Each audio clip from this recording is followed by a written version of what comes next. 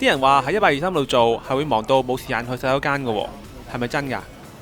其實喺任何時間同時有需要嘅話，就可以去洗手間㗎啦。我哋一日裏邊除咗有1個鐘頭嘅食飯時間之外啦，咁另外仲會有2段各20分鐘嘅休息時間嘅，所以同事就唔會話冇時間去洗手間嘅。聽講呢啲市民一投訴123呢，你哋就會收到上司嘅警告信㗎啦，同埋呢成日俾人用粗口問候喎，究竟係咪真㗎？其實123嘅同事同出邊做前線服務嘅員工都係一樣，有時候都係會俾人投訴嘅。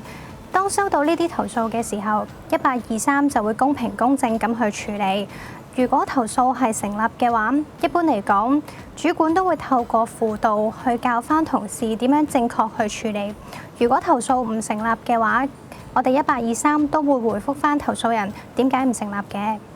咁至於警告信方面呢，其實都只會喺同事涉及一啲嚴重過失啦，同埋紀律問題啦，咁主管先至會考慮發出嘅。咁同時，如果工作上有不足嘅地方啦，主管都會透過輔導去協助同事改善嘅。另外咧，其實做得好嘅同事，亦都會有機會攞到啲獎項嘅鼓勵添。至於俾人用粗口問候，我哋間唔中都會遇到少部分嘅市民呢，會講粗言穢語啦，或者講侮辱性説話嘅。咁我哋都會作出勸喻先嘅。咁如果勸喻無效嘅情況之下呢，咁我哋都可以有禮貌咁終止對話。不過絕大部分市民都係合理同埋理性嘅，咁佢哋都係想解決問題啫。聽講咧喺123度做咧係要跑數㗎，如果臨收工收到電話咧都仲要拖住冇得收工㗎，係咪嘅呢？唔知道你所講話跑數係指邊方面啦？不過123就唔係商業機構，我哋就唔需要同事做電話推銷，亦都冇硬性要求同事每日至少要講幾多個電話。喺123做嘢，就算臨收工之前仲講緊電話，做埋就可以收工㗎啦，就唔使帶嘢返屋企做嘅。收咗工之後就可以完全享受自己嘅休息時間㗎啦。好多行業都有淡旺季嘅，咁我哋中心一般嘅旺季就會喺雨季啦，或者政府需要設立一啲臨時支援政府嘅熱線嘅時間，就好似選舉日咁。其實中心都唔係經常要求同事 OT 嘅，咁安排 OT 工作之前都會事先問咗佢哋嘅意願先，咁之後 OT 都有得放假補翻鐘㗎。我睇招聘廣告話呢，喺惡劣嘅天氣情況底下呢，123嘅員工都要翻工㗎喎，咁咪好辛苦咯。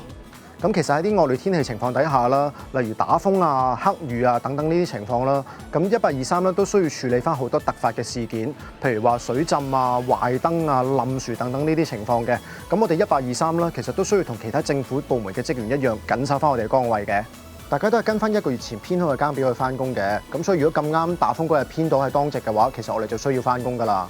咁我記得有一次掛8號風球啦，其實有好多住喺大澳嘅居民啦，都滯留咗喺東涌碼頭嗰度，翻唔到屋企㗎。咁經過我哋同運輸署多次嘅協調啦，船公司終於都肯應承加翻班船，等啲居民可以盡快翻到屋企㗎。啲人話咧喺123度做咧冇得升職㗎喎，咁咪好冇前途咯。咁我又唔係咁睇喎。123有好多主管級嘅職位，而且長遠嚟睇，中心嘅服務範圍會不斷咁擴張，會提供唔同嘅工作崗位。